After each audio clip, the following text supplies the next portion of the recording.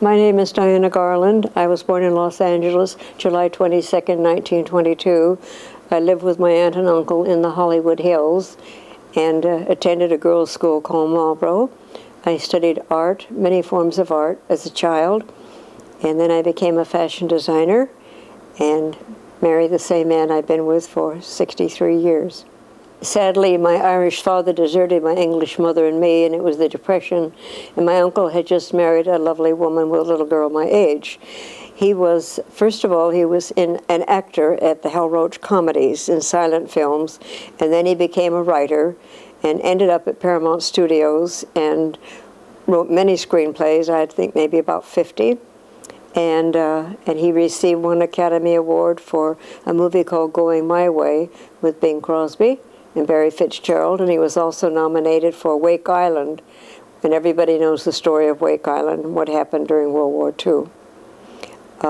I graduated from Marlboro School for Girls in Los Angeles and then studied fashion design in New York City for a year, and I was there when the attack came on Pearl Harbor. And my only regret is that I didn't leave art school and join up one of the armed forces. It's the only regret of my life that I didn't serve my country in that respect. But I did marry a naval aviator, so I was a service wife and enjoyed Corpus Christi.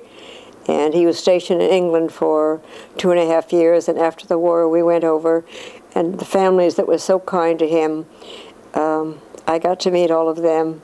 And very often elderly English people about our age would come up and say, "I say, were you one of the Yanks that saved us from you-know-who?" And that's one of the few countries that really appreciates America. And about 23 years ago, we arrived in Sequim, Washington, from Menlo Park, California. There was one signal. It was a lovely, sleepy little town of about 3,000 people. And now I don't know how many there are, but I'm afraid it's growing too rapidly. But I'm going to stick around here as long as I can. There are loads of Californians here. They all seem to want to come here.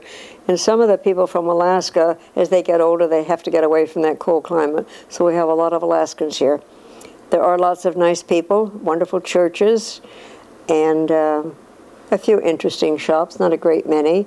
But I think it's very picturesque. And I live in a little village which almost looks like something you would find in England, with shake roofs and mostly widows, and lots of lovely friends. When we first came here, I took a class in basketry with pine needles about 12 inches long and raffia. And the first time I tried to get into a show in Port Townsend, I won an honorable mention. Well, the upshot was, after I had made about 12 baskets, my husband and I, a former naval aviator, his name was Buzz, and we went to Seattle and went into a big department store, and I took a suitcase with my baskets, and the buyer said, "You don't have to show me anymore, Diana. I want them in the art center." Well, I think they sold a number of them there, and but then I developed carpal tunnel, so I decided rather than have my hands operated on, I would find something else to do.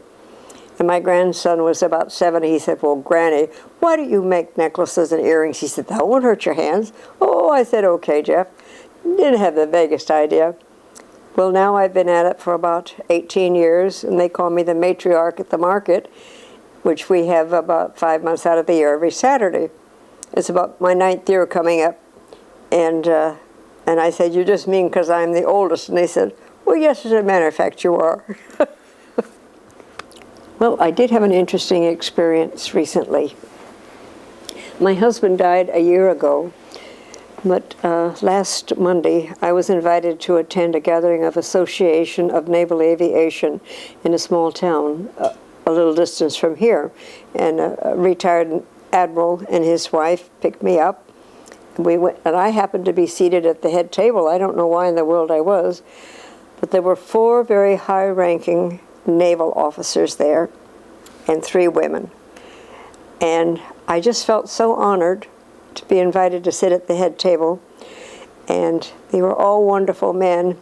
And I spoke with a young sailor as I was leaving. And I took the opportunity to say, "Thank you so much for serving our country. Without young people like you, we would no longer have an America."